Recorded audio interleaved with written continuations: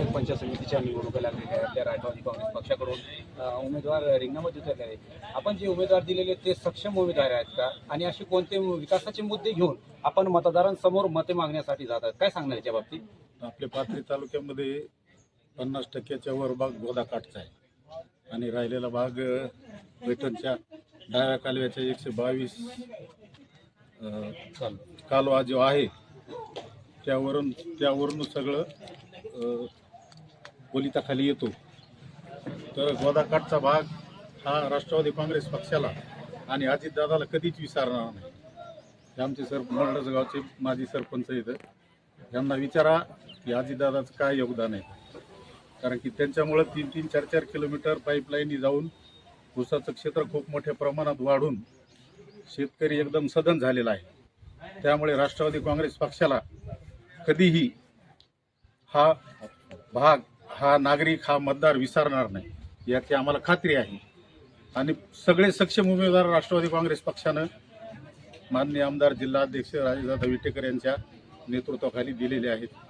बाळासाहेब काका कोले जे कासापुरी गटातून आहेत, ते 24 तास समाजकारणामध्ये असतात. लोकांची कामं करणे, सोडविणे, ऊस घालणे, अशा अनंत गोष्टी ते त्याच्या स्वतःच्या माध्यमातून किंवा पक्षाच्या माध्यमातून करीत असतात.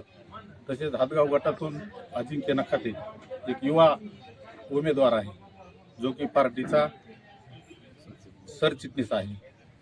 त्यानंतर बाबळगाव गटातून अण्णासाहेब बाप्पा रनेर, ते त्यांची मुलं, त्यांची फॅमिली 24 तास समाजसेवेमध्ये असतात. त्यानंतरचा गट आहे लिंब्यामध्ये मदनराव भोसले विटेकर, हे पण 24 तास लोकांच्या, गोदाकाठच्या लोकांच्या समस्या सोडविण्यामध्ये तत्पर असतात.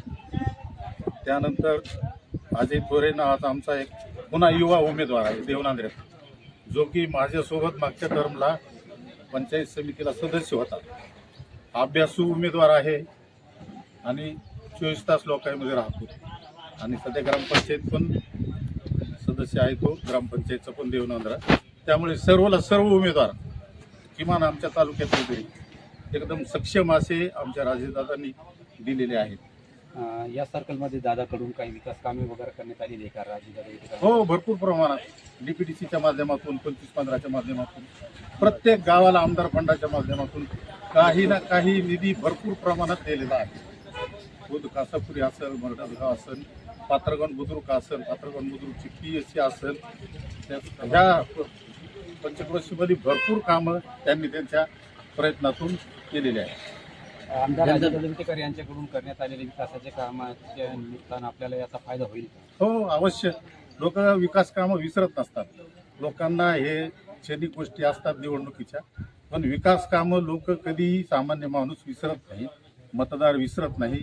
त्यामुळे आम्हाला खूप आत्मविश्वास आहे की परभणी जिल्हा परिषदेवर राष्ट्रवादी काँग्रेस पक्षाची एक हाती सत्ता येईल आणि त्या माध्यमातून राजेदादा विटेकर आणखी राहिलेला असा भरघोस निधी आणून राहिलेला विकास पूर्ण करतील याची मला 100% खात्री आहे. काय आवाहन करणार आहे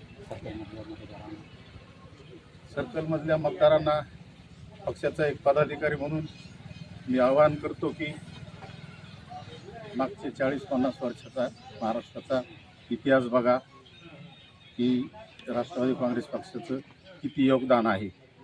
खरंच राजकारण न करता विकासाच्या मुद्द्यावर राष्ट्रवादी काँग्रेस प्रत्येक निवडणुका लढतं, निवडून येतं आणि खुर्चीवर बसल्यावर, पदावर बसल्यावर राजकारण न करता खरंच विकासाचे कामं करतं. हे राष्ट्रवादी काँग्रेस पक्षाचं ध्येय धोरण आहे. मधल्या काळामध्ये आमचे सगळ्याचे वरिष्ठ नेते अजितदादा आपल्यात राहिले नाही, त्याचं दुःख आहे आम्हाला. पण आम्ही ते उचलून आम्ही पुन्हा फिरून पुन्हा कामाला लागलो. विसरता येण्यासारखं नाही, पण तरी पण आमचे सगळे पदाधिकारी, कार्यकर्ते हे सोबत घेऊन, मनात घेऊन पुन्हा मैदानात उतरले आहे. मी आपल्या माध्यमातून अशी विनंती करतो मतदार बंधू भगिनींना की तुम्ही सुज्ञ आहात. येणाऱ्या 7 तारखेला सगळ्या गटामध्ये आणि सगळ्या पंचायत समितीच्या गणामध्ये राष्ट्रवादी काँग्रेस पक्षाच्या घड्याळ या चिन्हावर आपण भरघोस मतदान करता याची आम्हाला खात्री आहे. जय हिंद, जय महाराष्ट्र.